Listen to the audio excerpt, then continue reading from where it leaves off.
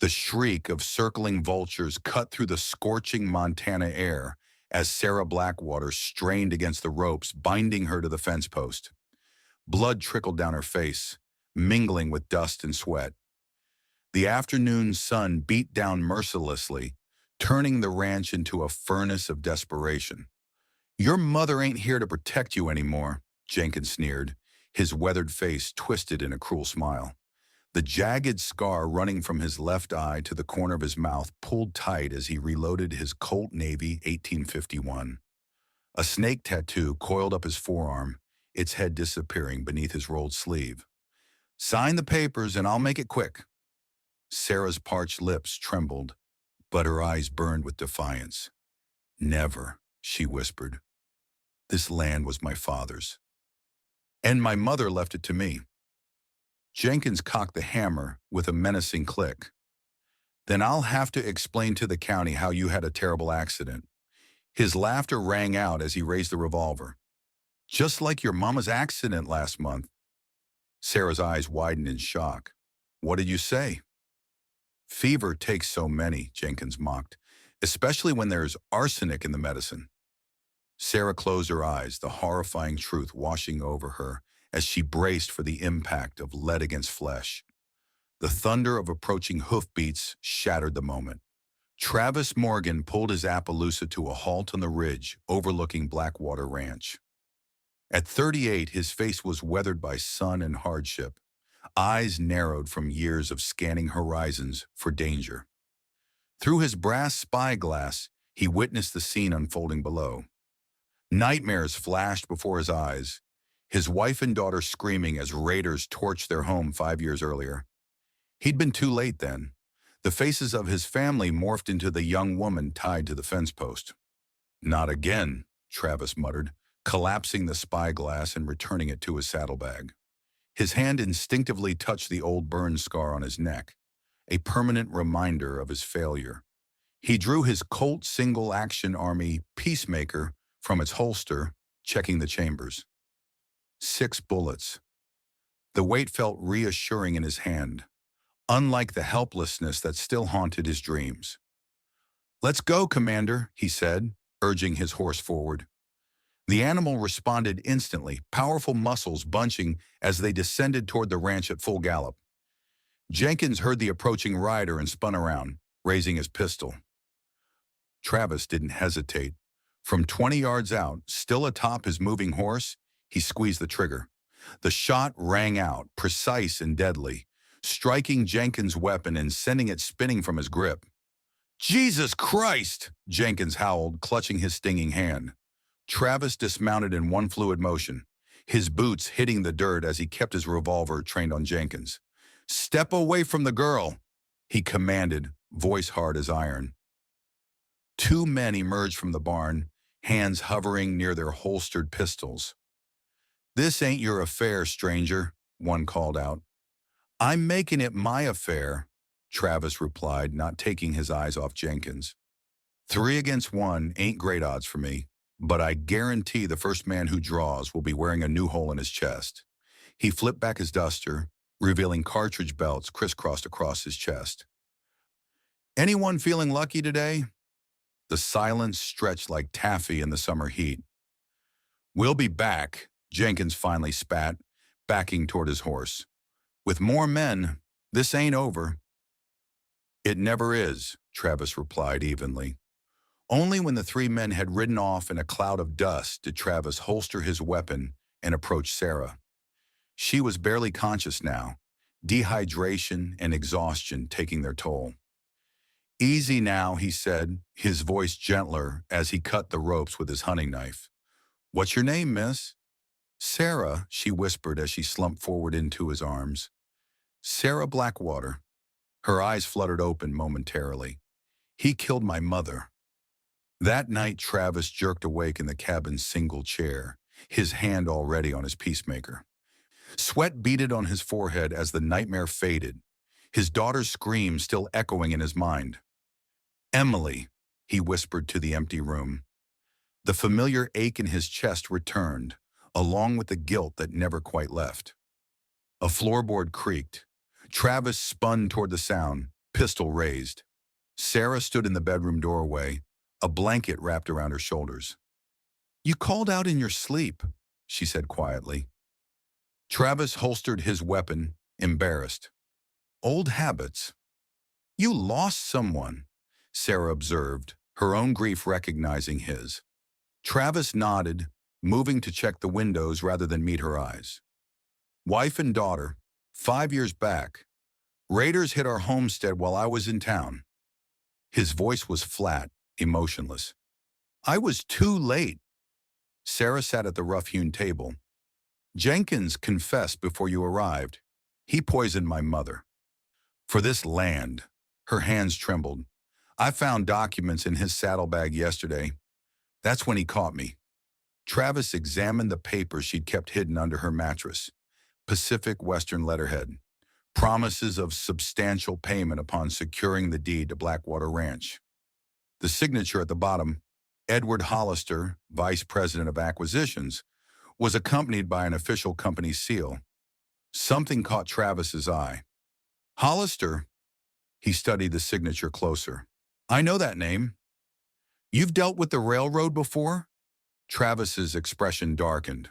"No, but I know the Hollisters." He gestured to the burn scar on his neck. "Edward Hollister's brother led the raiders that killed my family. Railroad wanted our water rights too." Sarah's eyes widened. "Then this isn't just my fight." "No," Travis said, his gaze hardening. "It appears it's not." Night fell across Blackwater Ranch. Travis sat on the porch, Winchester rifle across his knees. The attack came just after midnight. 6 riders approaching from the east, moving slowly to minimize noise. Travis slipped back inside, gently shaking Sarah awake. "They're here. 6 of them. Take this and stay low." He handed her a loaded Remington Derringer. "2 shots. Make them count if anyone gets past me." The rifle's report shattered the night silence as Travis fired a warning shot. "That's close enough," he called out. "Next one won't hit dirt." "Morgan!" Jenkins' voice carried through the darkness. "You're outnumbered. Just send out the girl with the deed papers, and we all ride away." "Not happening, Jenkins," Travis called back. "You're trespassing." The answer came in a hail of gunfire. Travis moved between windows, never staying in one position long enough to make an easy target. His shots were methodical and precise, learned from years of combat. One rider cried out, clutching his shoulder before falling from his horse. 2 more went down under Travis's accurate fire, neither with fatal wounds but both effectively out of the fight. A bullet grazed Travis's arm, leaving a burning trail across his bicep. He barely noticed, his focus narrowed to the tactical problem before him. "They're trying to flank us," Travis noted, spotting movement to the west side of the house. He swung his rifle around and fired twice in rapid succession. A sharp cry confirmed his aim. The firefight continued for nearly an hour before Jenkins and his remaining men finally withdrew, dragging their wounded with them. As silence settled over the ranch, Sarah looked at Travis with newfound respect. "You saved my life. Twice now." Travis winced as he finally attended to his wound. "This isn't over. Jenkins won't stop. He's got Pacific Western backing him, and railroad money buys a lot of guns." "Why did you really help me?" Sarah asked suddenly. Travis's eyes took on a distant look. "Some things a man can't ride past." Redemption Creek was a dusty collection of wooden buildings straddling the stage route. Travis and Sarah tied their horses outside the sheriff's office. The sign on the door read, "Sheriff Thomas Wallace," in faded paint. The man behind the desk was in his 50s with a substantial belly that strained his vest buttons and cold, calculating eyes that belied his friendly smile. "What can I do for you folks?" His tone suggested he'd prefer to do nothing at all. Travis laid out their situation while Sarah showed the sheriff her bruises and the Pacific Western documents. Wallace listened, occasionally nodding, but his eyes remained disinterested. "Sounds like a private property dispute to me," Wallace finally said, leaning back in his creaking chair. Can't get involved in every squabble between family members. Family members don't tie young women to fence posts and threaten to kill them, Travis countered, his voice hard. Wallace shrugged. Didn't happen in my jurisdiction. Travis leaned forward, resting his palms on the sheriff's desk. How much is the railroad paying you, Wallace? The sheriff's hand drifted toward the drawer where his pistol was surely kept. I think you'd better leave now, mister. As they left the sheriff's office, Sarah's shoulders slumped. What now? Now we see the only honest man I know in this town, Travis replied, leading her toward a small building with a weathered sign reading Dr. Sullivan, physician and surgeon. The doctor's office smelled of antiseptic and herbs. The man who greeted them had a gaunt face with sharp, intelligent eyes that seemed to miss nothing. Travis Morgan, the old doctor said, genuine warmth in his voice. Thought you'd sworn off human company for good. Circumstances change, Doc, Travis replied. This is Sarah Blackwater. She's in trouble.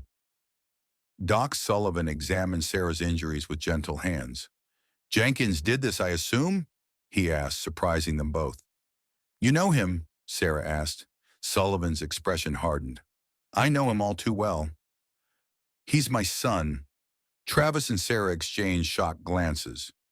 Don't look so surprised, Sullivan said bitterly. Every decent man has his cross to bear. Mine is that I raised a monster. He wrapped a fresh bandage around Travis's arm wound. Robert, Jenkins is his mother's maiden name, has been Pacific Western's land acquisition man for almost a year. Several ranchers have had similar accidents after refusing to sell. We need help, Doc, Travis said simply. You'll get it, Sullivan replied, his eyes filled with resolve. It's time someone stopped him, even if that someone has to be his own father. As they left the doctor's office, Travis spotted three men watching them from across the street. One nudged his companion and pointed. We've been noticed, Travis murmured to Sarah. Time to go. They mounted quickly and rode out of town, acutely aware of the eyes following their departure. For 3 days, Travis fortified the cabin and taught Sarah to shoot. On the fourth morning, they spotted riders approaching, at least 12 men, well armed and spread out in a wide perimeter. Good morning, Morgan, Jenkins called out. I've brought some friends from Pacific Western. You're still trespassing, Jenkins, Travis shouted back. This land belongs to Sarah Blackwater. Not for much longer, Jenkins laughed. I've got papers saying otherwise. Judge signed them yesterday. The battle began in earnest. Jenkins' men were better armed than before, laying down withering fire. An hour into the siege, smoke began rising from the barn. One of Jenkins' men had circled around and set it ablaze. They're trying to smoke us out, Travis said grimly, firing at a figure running between outbuildings. We can't stay, Travis decided as the smoke thickened. We need to break out toward the East Ravine. I know those hills, they don't. They waited for a lull in the gunfire, then made their move.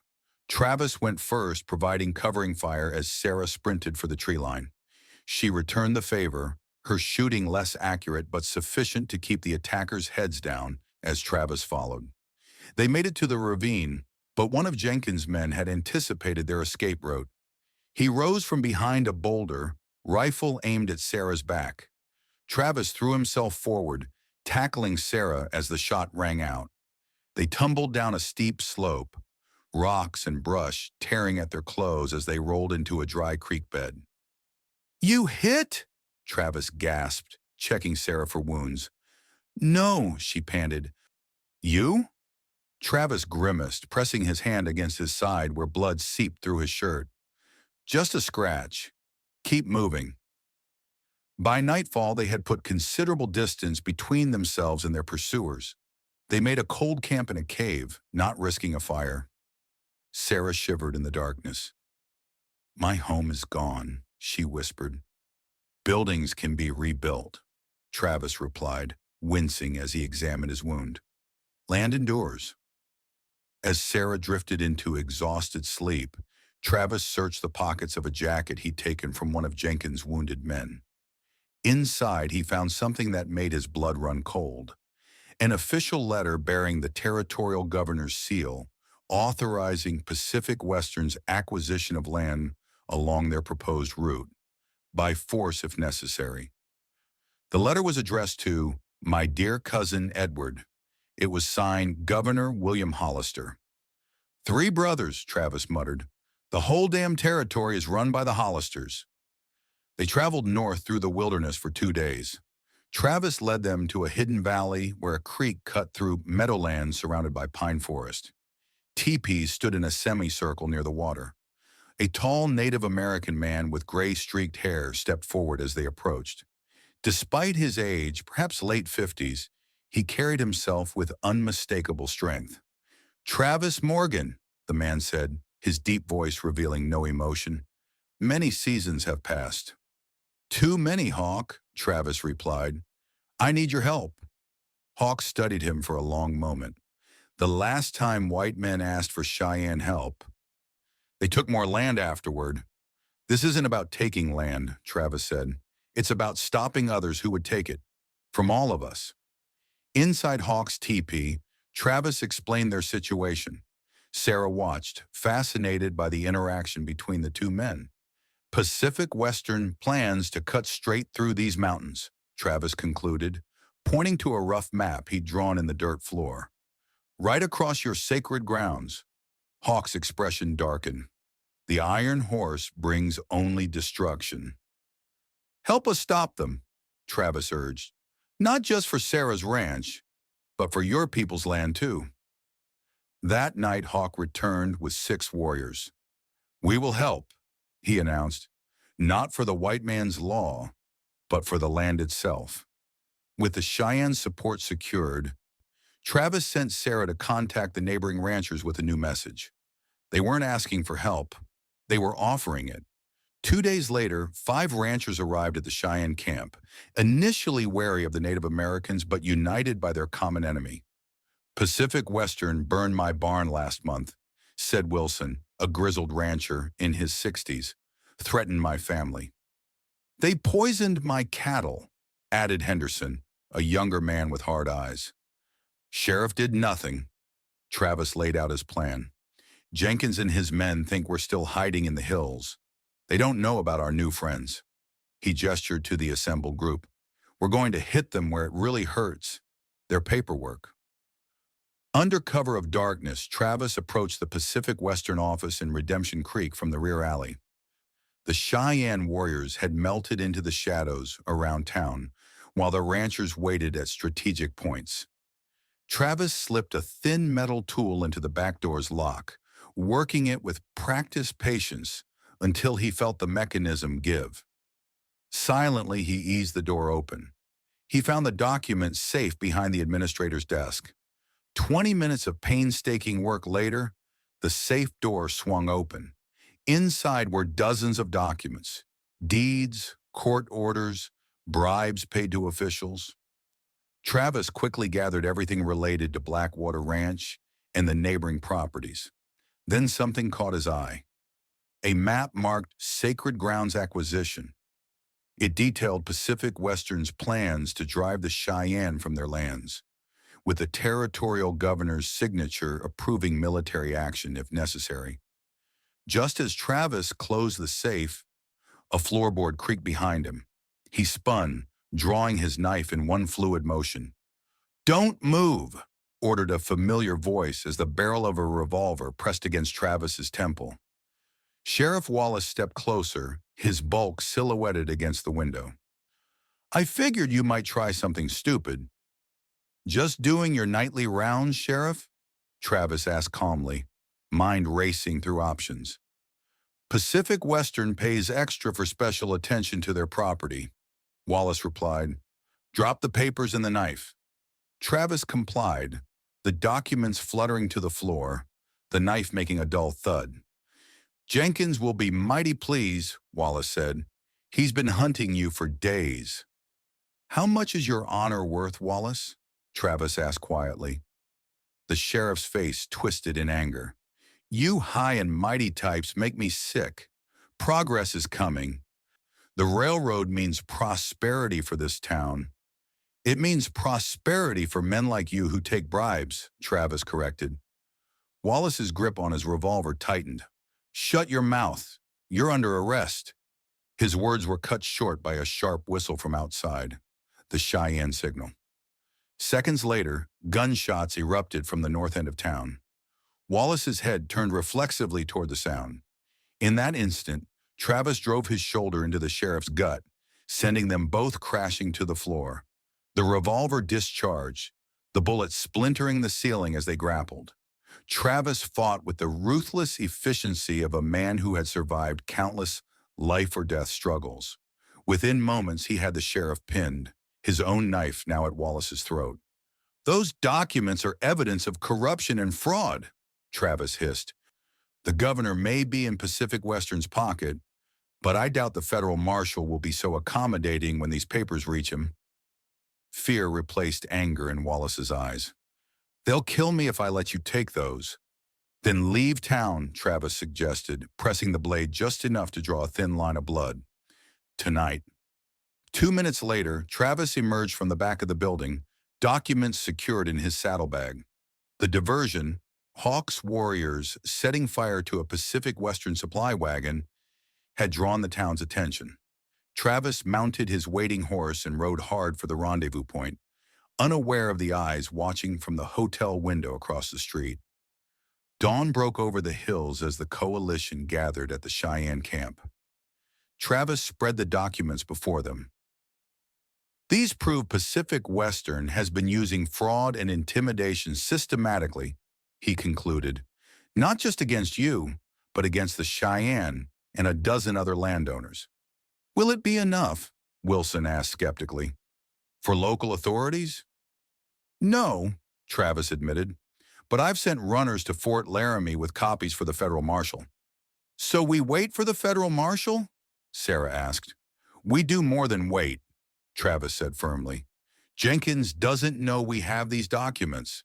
I say it's time we take the fight to him." That afternoon, the coalition approached Blackwater Ranch from multiple directions. They found Jenkins on the porch, drinking whiskey while 4 hired guns lounged nearby. "Jenkins!" Travis called out, riding forward alone. "This ends today!" Jenkins started at the voice, nearly dropping his glass as he stood. His men scrambled for weapons. "Morgan!" he sneered, recovering his composure. "Finally decided to stop running?" "I brought some friends," Travis replied as the others emerged from hiding, surrounding the house. "You're trespassing on Pacific Western property," Jenkins blustered. Travis held up the documents. "According to these papers, your papers, you've been lying, cheating, and threatening honest people on behalf of the railroad." He tossed a copy of the territorial governor's letter onto the dirt, "including getting official approval for your dirty work from your cousin, Governor Hollister." Uncertainty flickered across Jenkins' face for the first time. "The federal marshal has copies of everything," Travis continued. "Pacific Western will distance themselves from you when this gets out. You'll be the scapegoat." "You're bluffing," Jenkins snarled, but his voice lacked conviction. "You want to find out?" Travis dismounted, his movements deliberate. "Or we can settle this right now, man to man." A tense silence fell over the ranch.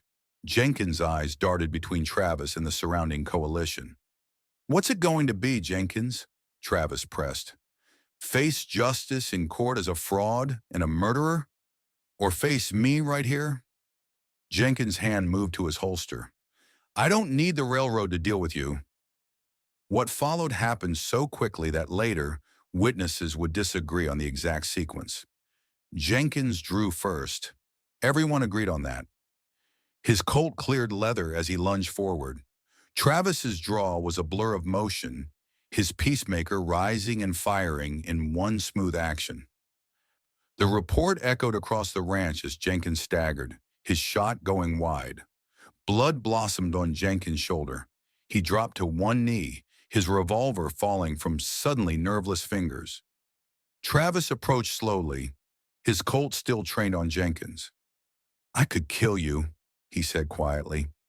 "After what you did to Sarah, to the other ranchers, No jury in the territory would convict me. Jenkins' eyes widened with genuine fear.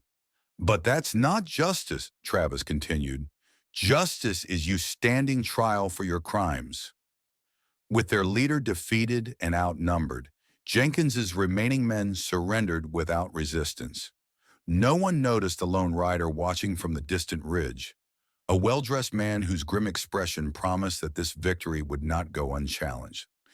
1 month later, Sarah stood on her newly rebuilt porch, watching the sunset paint the distant mountains. The federal marshal's investigation had sparked a political firestorm that reached all the way to Washington. Governor Hollister had resigned in disgrace, and Edward Hollister had fled to Europe to avoid prosecution. Travis approached, carrying 2 cups of coffee. "Hawk's coming up the trail," he noted, handing her one of the cups. "Probably wants to discuss that joint grazing agreement." Sarah nodded, studying Travis's profile. "You never told me why you really helped me that day." Travis was silent for a long moment, his weathered hand turning his coffee cup slowly. "I had a daughter once," he finally said. "Emily would be about your age now." Sarah waited, sensing there was more. "When I found you tied to that fence post," he continued, "I saw someone who needed help. But I also saw a chance to be the man I should have been 5 years ago." His gaze remained fixed on the horizon. "Maybe I was fighting for the man I used to be, the man who believed in something." "And now?" Sarah asked softly. Travis's expression softened slightly. "Now I'm right where I need to be." In the distance, a rider approached, Hawk, coming to discuss the boundaries of their new agreement. Beyond him, the untamed wilderness stretched to the horizon, beautiful and harsh. Travis stood, adjusting his gun belt out of habit. "There's talk of the Hollister brothers sending a hired gun to Redemption Creek. Man called Kingston." Sarah's expression grew concerned. "Will you go?" Travis nodded, his eyes hardening with resolve. "Some fights choose you, Sarah, and some debts can only be paid one way." As the sun dipped below the mountains, Travis gazed toward the horizon, ready for whatever challenges tomorrow might bring to this wild, beautiful land he now called home. Some men were born to stand between innocence and danger. Travis Morgan was such a man. Thank you for watching The Last Stand at Blackwater Ranch. If you enjoyed this frontier tale of courage and justice, please hit that subscribe button and leave a comment sharing what you would have done in Travis Morgan's boots. Next week, we'll return to Redemption Creek as the infamous Kingston arrives, sent by the Hollister brothers to exact revenge. Will Travis and his unlikely coalition stand against this deadly new threat? Subscribe now so you don't miss the Redemption Creek Showdown, same time next Sunday. Before we end today's story, I want to thank each and every one of you who spent this time with me in the untamed frontier of Montana territory. These tales of honor, courage, and standing up for what's right never get old, just like us. Am I right, gentlemen? Drop a comment below telling me where you're watching from and what time it is there. This is Bill Harlan, signing off until next Sunday.